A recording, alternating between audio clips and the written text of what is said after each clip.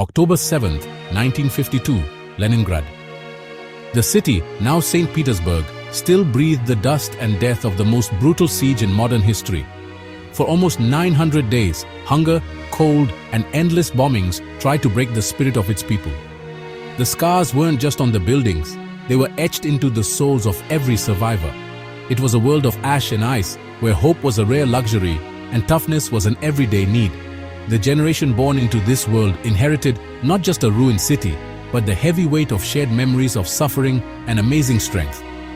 In this harsh setting, in a crowded communal apartment, Vladimir Vladimirovich Putin was born. For his parents, already in their 40s, his arrival was almost a miracle. Maria Ivanovna Putina had barely survived the siege, while her husband, Vladimir Spiridonovich, a Red Army veteran, carried shrapnel from a German grenade in his body. They had already lost 2 children before him, victims of war and sickness.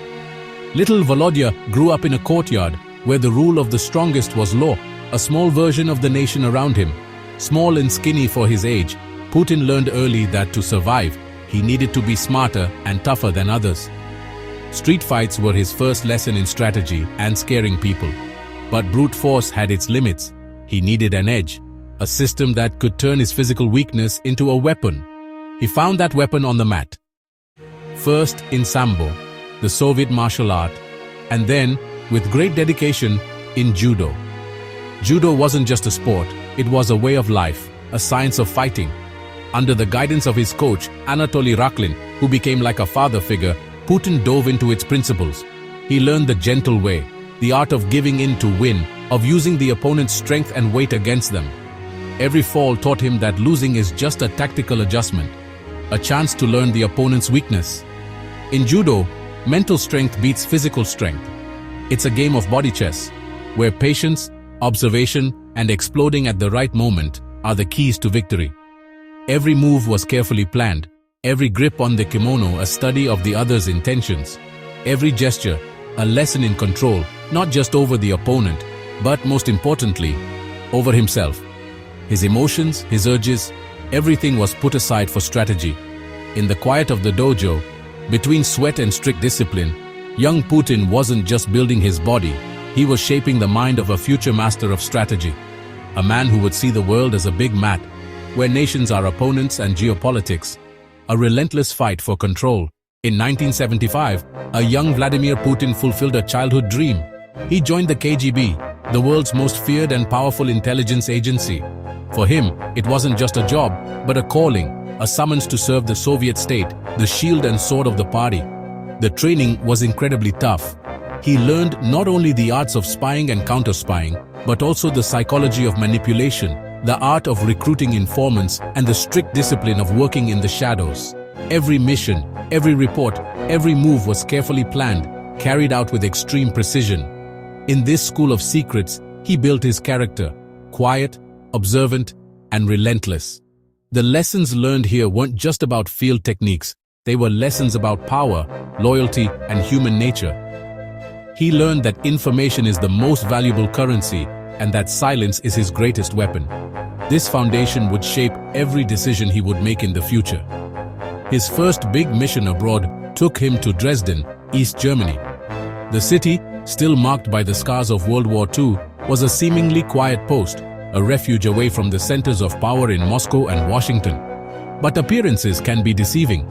Dresden was a nest of spies, a vital listening post in the Cold War. Under the cover of director of the Soviet-German House of Friendship, Putin wove a web of contacts, recruiting agents and gathering information about NATO. It was here, far from the military parades of Red Square, that he learned a key truth. True power isn't shown off. It's used quietly, behind the scenes, moving pieces on the board without anyone noticing. But in 1989, the tables turned. The Berlin Wall fell, and an angry crowd surrounded the KGB headquarters in Dresden. Alone, Putin burned secret files, a pile of ashes of Soviet power. He called Moscow asking for backup, but the answer on the other end of the line was a deafening silence. Moscow is silent. That phrase would echo in his mind for decades. At that moment, abandoned by the center, he learned another lesson, perhaps the most important. Loyalty is a one-way street, and power, no matter how absolute it seems, can fall apart in an instant. Self-reliance became his new belief. 2 years later, in 1991, the Dresden Prophecy came true on a huge scale. The Soviet Union, the empire he swore to protect, fell apart. For millions, it was a disaster, the end of a world, the loss of identity, safety, and national pride. It was ruin. But for Putin, watching from the ashes, it was something more. It was an opportunity. He saw the empty space left by the collapse, the weakness of a state that abandoned its own agents. The biggest geopolitical disaster of the century, as he would later call it, wasn't just a national tragedy. It was a personal failure of the system. Returning to his hometown St. Petersburg, he traded his KGB uniform for a bureaucrat's suit, becoming an advisor to Mayor Anatoly Sobchak. The collapse opened doors that few could see. While others saw only chaos and decline, Putin saw the cracks in the system, the new power networks forming in the disorder. He began to apply KGB tactics, being quiet, building secret alliances, and using weaknesses in the wild new world of Russian politics. The spy was becoming a statesman, and his true rise was just beginning. As an advisor, he watches and learns, every word, gesture, every connection carefully planned. When Russia needed strong leadership, it found Vladimir Putin. In 2000, Putin became president. He brought power together, faced down rich business owners, and made the economy stable. He reshaped Russia not just to govern, but to control.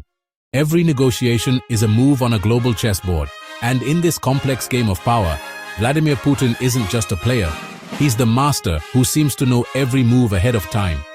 He controls how people see things, turning weakness into strength and silence into strategy. Geopolitics isn't a series of problems, but a canvas to bring back Russia's greatness.